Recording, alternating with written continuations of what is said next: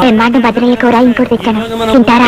చేయబోతున్నామండి. ఉప్పు పసుపు నిమ్మకాయ వేసుకుని బొమ్మడాయలు కడిగేసుకుందాం. గుమ్మడి పులుసు? చింతపండు బొమ్మడాయల పులుసా? బ్రాహ్మణ ఇంటికి తీసుకొచ్చాం. పొరపాటు తయారు మీద చూడలేదు. పర్లేదండి, ఈ రోజున ఆలే మనకంటే ఎక్కువ తింటున్నారు.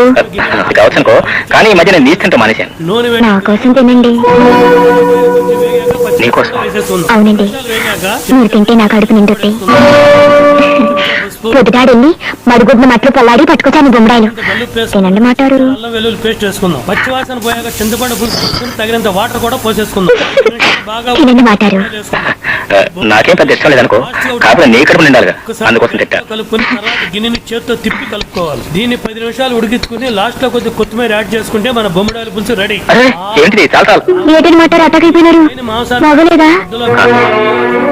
నాకు ఇష్టమని ఎప్పుడు మా అమ్మ ఉండేది ఇంత రుచిగా. వంట అది జ్ఞాపకం వచ్చింది. ఈ బొమ్మడాయల పులుసు అంటే ఇలాగే ఉండాలా.